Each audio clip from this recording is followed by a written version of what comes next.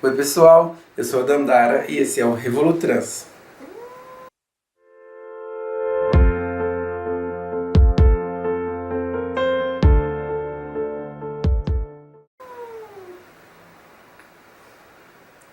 Oi pessoal, nesse vídeo a gente vai falar um pouco sobre o capítulo 5 do Mulheres, Raça e Classe da Angela Davis. Mas antes de tudo, eu queria falar que se você gosta dos vídeos, você já vai dando um joinha aqui embaixo, porque ele é muito importante para a gente continuar produzindo conteúdo interessante. E vamos lá. Bom, no capítulo 5, a Angela Davis vai começar a falar sobre o mercado de trabalho das mulheres negras nos Estados Unidos. Depois de 25 anos de liberdade, somente 2% dessas mulheres ocupavam trabalhos nas manufaturas. Ou seja, e ainda assim, esses trabalhos eram os trabalhos mais pesados. Ou seja, existiu a abolição da escravidão, entretanto, as mulheres continuaram fazendo os mesmos serviços que elas faziam. Quando elas não estavam com os proprietários de terra, né, com aqueles contratos piores ainda do que a própria escravidão, elas estavam fazendo os trabalhos domésticos. Além disso, acontecia a questão assim, do contrato de mão de obra carcerária, né? A questão da mão de obra carcerária nos Estados Unidos é bem complexa e bem longa. E eu acho que a gente pode assistir um vídeo que chama A 13ª Emenda. Se não me engano, ele ainda está no Netflix. Chama A 13ª Emenda, que explica como que aconteceu a questão da mão de obra carcerária escrava nos Estados Unidos. E aí quase 100% dos produtores do sul dos Estados Unidos usavam os serviços da mão de obra carcerária. Hoje em dia, nas prisões dos Estados Unidos, 60% dos prisioneiros são de minorias étnicas. Ou seja, de lá para cá, pouca coisa mudou. E aí, assim, as pessoas negras naquela época, como existia esse uso da mão de obra escrava, elas eram presas à toa.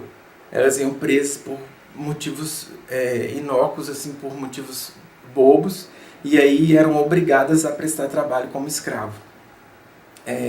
Então, para as mulheres negras na pós-escravidão, né, sobrou para elas o trabalho doméstico e a humilhação. O grande problema do trabalho doméstico e da humilhação era a questão do perigo do abuso, né? Em 1919, quando as sulistas participantes da Associação de Mulheres de Cor protestavam contra as condições do serviço doméstico, uma das grandes preocupações era com o abuso, né? Era com a questão do que elas chamavam educadamente de exposição às tentações morais. E aí elas diziam num dos momentos de reclamação que elas acreditam que quase todos os homens brancos tomaram ou esperam tomar liberdades indevidas com suas serviçais de cor. Não só os pais, mas em muitos casos também os filhos. As empregadas que se rebelassem contra essas intimidades ou teriam de ir embora, ou caso ficassem, poderiam passar por muitas dificuldades. Então, desde a época da escravidão, que o abuso das mulheres negras tem sustentado o mito infame da imoralidade dessas mulheres negras. A gente sabe que isso aconteceu aqui também no Brasil, né? Nós somos um país que nasceu do estupro, no entanto a gente vende a ideia de que as nossas ancestrais gostavam de se deitar com os homens brancos. Não sei se essa é uma verdadeira realidade.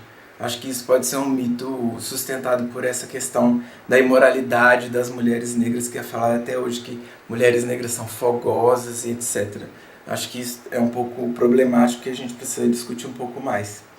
E aí as mulheres negras perceberam que ao migrar para o norte, elas pegavam a mesma condição. Assim. Em 1899, 60% da mão de obra escrava da Filadélfia era utilizada da mão de obra negra na Filadélfia era utilizada nos serviços domésticos.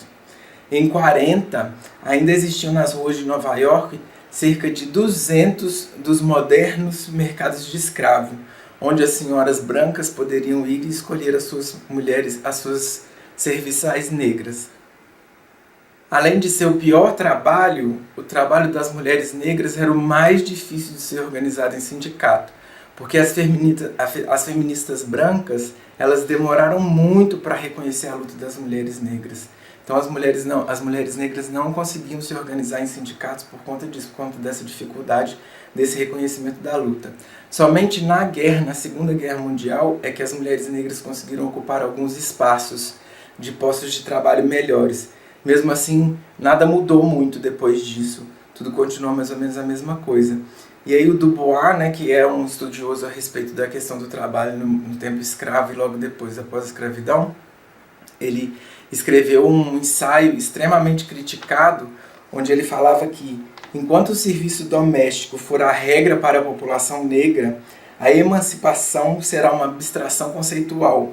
O negro não alcançará a liberdade até que esse odioso emblema da escravidão e medievalismo seja reduzido para menos de 10%.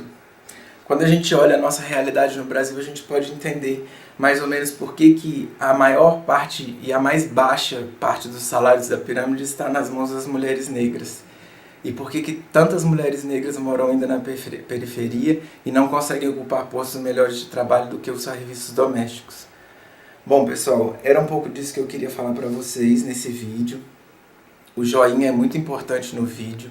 Eu estou nas redes sociais, no Twitter eu sou @dandaratrans, no Instagram eu sou RevoluTransOficial. Você pode assinar o canal para assistir os outros vídeos aqui e ver também os outros vídeos dessa playlist, os primeiros vídeos dessa playlist aqui. Muito obrigada, um beijo e até mais.